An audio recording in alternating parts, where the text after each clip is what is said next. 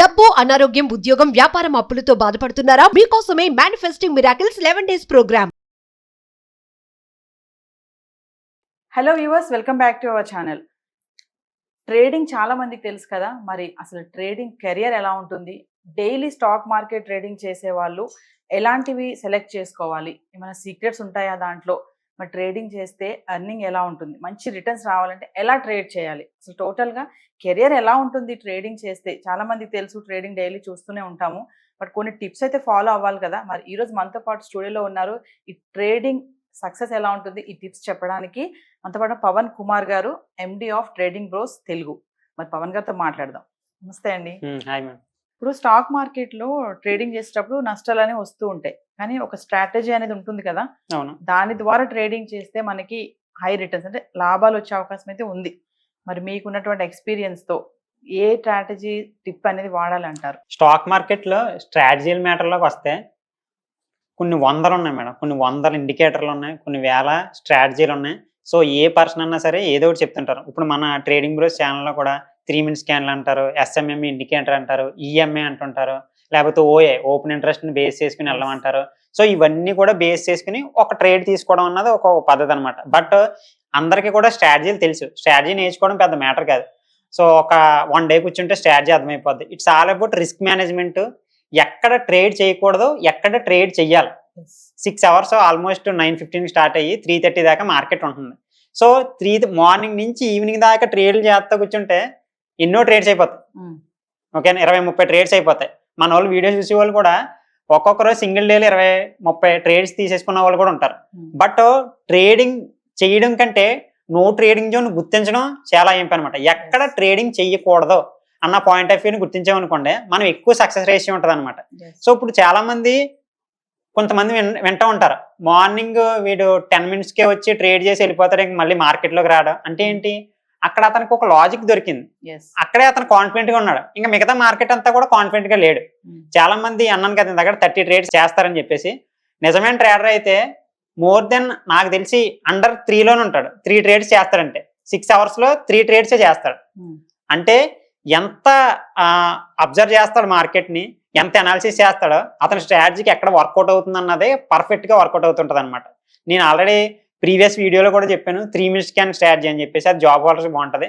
ఇప్పుడు నాకు పర్సనల్గా అనుకోండి, స్మార్ట్ మనీ కాన్సెప్ట్స్ అంటారు, ఇండికేటర్ చెప్పాను కదా ఓఏ, ఇవన్నీ కూడా మన ట్రేడింగ్ బస్ ఛానల్ ఉంటాయి. అవి సపరేట్గా చూస్తే మీరు ఒక స్ట్రాటజీని ఫిక్స్ చేయొచ్చు. బట్ రిస్క్ మేనేజ్మెంట్ అన్నది మీరు ఏ స్ట్రాటజీ యూజ్ చేస్తున్నా సరే కామన్ అనమాట. రిస్క్ మేనేజ్మెంట్ అంటే ఏంటంటే మేడం, ఇప్పుడు మార్కెట్లో ఈ రోజు నేను ఫస్ట్ మార్కెట్లో వచ్చి ఒక 10 lots అంటే మీకు అర్థమయ్యే లాంగ్వేజ్లో ఒక 1 lakh పెట్టి ట్రేడ్ చేసాం, ఓకేనా, లేకపోతే 50,000 పెట్టి చేసాం, లేకపోతే 10,000 పెట్టే చేసాం. అంటే ఫస్ట్ ట్రేడ్ మీరు ఒక 1 lakh చేశారనుకోండి, ఈ రోజు అంతా కూడా 1 lakh చేయాలి. ఓకే, కొంతమంది ఏం చేస్తారనుకున్నారు, ఫస్ట్ 1 lakh ట్రేడ్ చేస్తారు. సో ఒక 10,000 పోయింది అనుకోండి, అర్రే నాకు మనీ పోయే గ్రీడీనెస్లోకి వెళ్ళిపోతారు. ఇప్పుడు అది సంపాదించాలి, ప్రాఫిట్ తీయాలి అన్న పాయింట్ ఆఫ్ వ్యూ ఏం చేస్తారు, 2 lakhs చేస్తారు. ఇప్పుడు మళ్ళీ పోతుంది, ఈసారి 40,000 పోతుంది. మళ్ళీ భయపడిపోతారు, అరే మనీ పోతుంది, ఈసారి మొత్తం పోయేలా ఉంది నా క్యాపిటల్ అంతా అని చెప్పేసి ఇప్పుడు ఏం చేస్తారు, లైక్ ఓన్లీ 50,000 చేస్తారు. ఇప్పుడు ప్రాఫిట్ వస్తుంది. అంటే 2 lakhsతో చేసినప్పుడు పోయింది, 1 lakh చేసినప్పుడు పోయింది, 50,000తో చేసినప్పుడు వచ్చింది. అంటే 2 lakhs సంబంధించే అమౌంట్ పోతుంది కదా, అక్కడ 20,000 పోయింది, కానీ ఇక్కడ 3,000 వచ్చింది. రిస్క్ మేనేజ్మెంట్ సెట్ అయిందా మనకి? అలా కాదనమాట. సో ఈ రోజు 5,000తోనే ట్రేడ్ మొదలెట్టామనుకోండి, ఈ రోజు ఎండ దాకా కూడా 5,000తోనే ట్రేడ్ చేయాలన్నమాట. సో ఆ విధంగా మనం ఒకే మనీతో ట్రేడ్ చేయడం అన్నది అలవాటు చేసుకోవాలి, ఒకే లాట్ సైజ్ అన్నది మెయింటైన్ చేసుకోవడం అలవాటు చేసుకోవాలి, సింగిల్ డేలో ఎన్ని ట్రేడ్స్ చేయాలో కూడా చూసుకోవాలి. నో ట్రేడింగ్ జోన్ అన్నది మీరు డ్రా చేసేసుకోవాలి. అక్కడే కూడా చాలా మంది ట్రేడింగ్ చార్ట్స్ మీద డ్రా చేయడానికి ఇష్టపడరు. సో మార్కెట్ పైకి వెళ్తుంది అనుకోండి, candles back to back green candles పడుతున్నాయి అనుకోండి, దాంతోపాటు మార్కెట్లోకి వెళ్ళిపోతుంటారు. అంటే మార్కెట్ వీళ్ళని డిసైడ్ చేస్తుంది, కానీ వీళ్ళు మార్కెట్ని డిసైడ్ చేస్తలే. నా పాయింట్ ఆఫ్ వ్యూ ఏంటంటే, మనం ముందుగానే డిసైడ్ అవ్వాలి. నేను 23,400 లెవెల్ క్రాస్ చేస్తేనే నేను ఎంట్రీలోకి వెళ్తాను అని కూర్చున్నారనుకోండి, ఈ ఇన్ బిట్వీన్ ఎంతసేపు మార్కెట్ ఫ్లక్చువేట్ అవుతున్నా సరే మనం వెళ్ళకూడదు. నీ ఎంట్రీ అక్కడే ఉంది, నీ ఎంట్రీ అక్కడ ఉన్నప్పుడు నువ్వు అక్కడే వెళ్ళాలి. ఒకేసారి కిందకి పడిపోయింది అనుకోండి, నీ ఎంట్రీ డౌన్ సైడ్ లేదనుకోండి, మార్కెట్లో వెళ్ళకూడదు అనమాట. సో అలాగా రూల్స్ని 100% ఫాలో అయ్యామనుకోండి, నో ట్రేడింగ్ జోన్ గుర్తించి ట్రేడింగ్ జోన్ గుర్తించి, అంటే no trading zones 90% no trading zone ఉంటుంది, ట్రేడింగ్ జోన్ ఓన్లీ 10% ఉంటుంది. అంటే 3 ట్రేడ్సే పడతాయి మీకు డేకి. ఓకేనా? ఈ విధంగా మనం ఒక పాయింట్ ఆఫ్ వ్యూ చూసుకుని ఆ టైంలోనే వెళ్తే మన రిస్క్ మేనేజ్మెంట్ సెట్ అవుతుంది అనమాట. అండ్ చాలా మంది ఇంకో పాయింట్ ఆఫ్ వ్యూ ఏంటంటే గ్రీడీ ట్రేడ్స్ చేసేయడం కానీ, ఎక్కువ ట్రేడ్స్ చేసి మనీ పోగొట్టేసుకోవడం కానీ, ఈ 1 month సంపాదించింది కూడా సింగిల్ డేలో పోగొట్టేసుకుంటారు. ఓకేనా? సో చాలా మంది ఉన్నారు, అందులో కూడా నేను కూడా ఒకనే స్టార్టింగ్ స్టేజ్లో. సో నేనేం చేశానంటే ఇనీషియల్ స్టేజ్లో ప్రాఫిట్ బాగానే వచ్చింది, వచ్చిన డేస్ బాగానే వచ్చాయి. బట్ ఒక డే సింగిల్ డే ఒక 10,000 పోయింది. బట్ సింగిల్ డేలో 10,000 పోవడం అంటే అంతకన్నా ఎక్కువ సంపాదించాం. బట్ సింగిల్ డేలో 10,000 పోయేటప్పటికి మిడిల్ క్లాస్ పర్సన్కి ఎలా ఉంటుంది? అరే 10,000 పోయే సింగిల్ డేలో, దీన్ని ఏదో రికవర్ చేసేసి ఫ్రెండ్స్కి చూపించేసుకుందాం, లేకపోతే వేరే వాళ్ళకి చూపిద్దాం అని చెప్పేసి చాలా మంది ఏం చేస్తుంటారంటే ఎక్కువ ట్రేడ్ చేసి పోగొట్టేసుకుంటారు. అండ్ మీరు ట్రేడ్ చేసేటప్పుడు నా బెస్ట్ థింగ్ ఏంటంటే మీ చుట్టుపక్కల ఎవరో లేకుండా చూసుకోండి. ఒక సింగిల్ రూమ్లో ఉండి ఆ రూమ్లో మీరు ఒంటరిగా ఉండి చేసుకుంటే బెటర్ అనమాట. ఎప్పుడు కూడా ప్రతి ట్రేడ్ కూడా ఫస్ట్ ట్రేడ్ని లేదు, లైక్ మహేష్ బాబు మూవీలో ఒక డైలాగ్ ఇంటర్వ్యూలో ఒకటి చెప్తారు మీరు, ఏంటంటే ప్రతి మూవీని ఫస్ట్ మూవీలా చేసామనుకోండి ప్రతి మూవీ కూడా బ్లాక్ బస్టర్ అవుతుందని. అలాగా ప్రతి ట్రేడ్ని ఫస్ట్ ట్రేడ్ కింద చేసామనుకోండి ప్రతి ట్రేడ్ కూడా విన్ అవుతుంది. సో ఆ పాయింట్ ని ఫాలో అయితే మనకి యూజ్ అవుతుంది అనమాట. సో మీరు చెప్పారు ఎగ్జిట్ ఎంట్రీ అంటున్నారు కదా, ఈ అయితే పాయింట్స్ ఉంటాయి. ఎగ్జిట్ ఎప్పుడు అవ్వాలి, ఎంట్రీ ఎప్పుడు అవ్వాలి అనేది ఏమన్నా సజెషన్స్ చేస్తారా? ఏ టైంలో ఎగ్జిట్ అవ్వాలి, ఏ టైంలో ఎంట్రీ అవ్వాలి ట్రేడింగ్ చేసే వాళ్ళు? అంటే మార్కెట్ కి సంబంధించి మార్నింగ్ టైంలోనే మూమెంట్ ఉంటుంది మేడం. మీరు కావాలితే ఇక్కడ ట్రేడర్స్ చూసే వాళ్ళు వెళ్ళండి ఒకసారి మార్కెట్లోకి. మార్నింగ్ 9:15కి ఓపెన్ అవ్వగానే మార్కెట్ ఫ్లక్చువేషన్ ఉంటుంది, తర్వాత స్లో అయిపోద్ది. ఇక్కడ స్లో అయిపోతే ఏమవుతుందంటే మేడం, ఇప్పుడు మీరు ఒక ప్రీమియంని 100 దగ్గర కొన్నారనుకోండి, మార్నింగ్ అది 150కి 200కి కూడా వెళ్తుంది. అదేవిధంగా మళ్ళీ 100కి కూడా వస్తుంది, 50కి కూడా వస్తుంది. ఇలా ఫ్లక్చువేట్ అవుతుంటే మనం ఒక ఎంట్రీ జోన్ పెట్టుకుని మార్కెట్లో మనీ తీయచ్చు. తర్వాత ఏమవుతుంది అనుకుంటారు? ఈ 100 నుంచి 120 to 90 ఇన్ బిట్వీన్ 30 పాయింట్స్లోనే ఫ్లక్చువేట్ అవుతుంది. ఈ 30 పాయింట్స్లో ఫ్లక్చువేట్ అయినప్పుడు మనం మనీ తీయగలమా? 100 to 200 పాయింట్స్ ఫ్లక్చువేట్ అయినప్పుడు మనం మనీ తీయగలమంటే ఫ్లక్చువేషన్ ఎక్కువ ఉన్నప్పుడే మనం మనీ తీయగలం. అక్కడ మూమెంట్ లేదు, మనం ఏం చేస్తాం? ఓకేనా? ఇప్పుడు మనం కొన్నామంటే అది పెరగాలి కదా, పెరగంత మనకు మనీ ఎందుకు వస్తాయి? ఫైనల్లీ పవన్ గారు, సక్సెస్ఫుల్ ట్రేడర్ యొక్క సైకాలజీ ఎలా ఉండాలి అంటారు? సైకాలజీ వాళ్ళు ఏం చేయాలంటే మేడం, ఫస్ట్ థింగ్ నాకు అర్థమైంది, నా ఏజ్ యాక్చువల్ వచ్చేసి 24, లైక్ మార్కెట్లో కానీ 6 years నుంచి ఉన్నాను.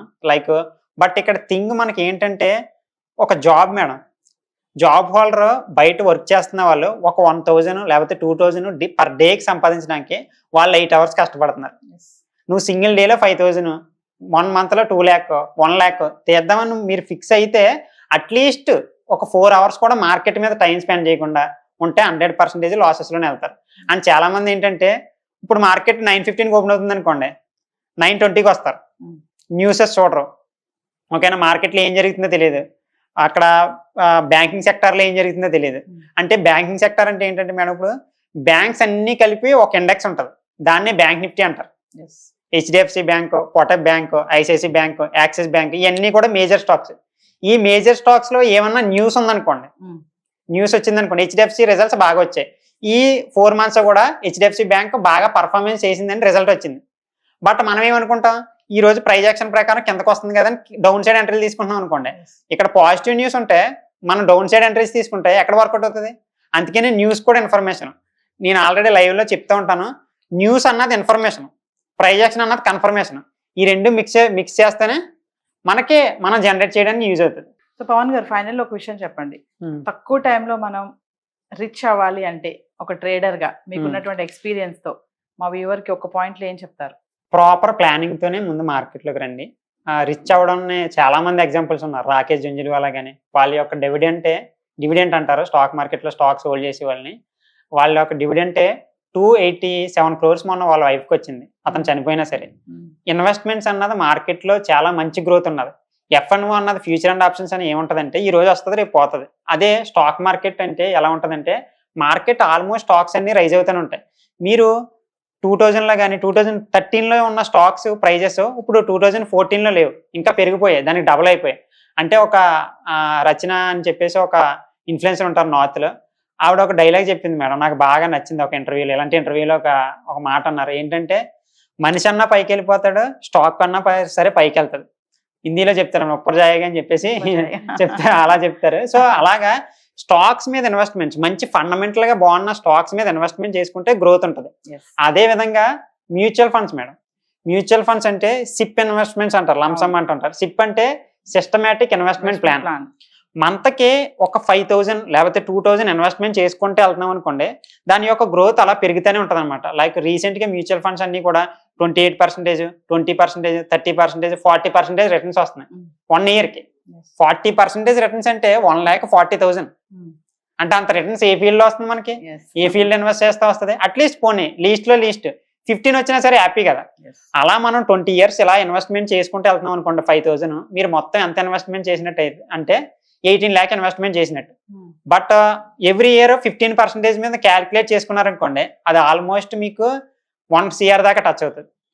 మీ యొక్క ఫ్యామిలీస్ కానీ మిడిల్ క్లాస్ పర్సన్స్ ఎవరైతే ఉన్నారో ఇన్వెస్ట్మెంట్ ప్లాన్స్ చేసుకున్నారనుకోండి, ఇలాగా మీ యొక్క ఫ్యామిలీస్ కానీ మీ యొక్క చిల్డ్రన్స్ కానీ, చాలా మంది ఫ్యామిలీస్ లో మేడం ఒక 5 members 10 members ఉంటారు, బట్ ఇన్కమ్ సంపాదించే వాళ్ళు ఒకరే ఉంటారు. వాళ్ళకు భయం ఉంటుంది, అరే నేను లేకపోతే నా ఫ్యామిలీ ఎలా రన్ అవుతుంది అని చెప్పేసి. సో ఇలాంటి చిన్న చిన్న ఇన్వెస్ట్మెంట్స్ ప్లే చేసామనుకోండి, మనకి మనం లేకపోయినా సరే మన ఫ్యామిలీకి యూజ్ అవుతుంది అనమాట. ఒక ట్రేడర్ గా మీ ఉన్నటువంటి ఎక్స్పీరియన్స్ తో మంచి విషయాలు షేర్ చేసుకున్నారు. Thank you. సుమన్ టీవీలో మీ పర్సనల్ అండ్ బిజినెస్ ప్రమోషన్స్ కోసం కింది నెంబర్కి కాంటాక్ట్ చేయండి.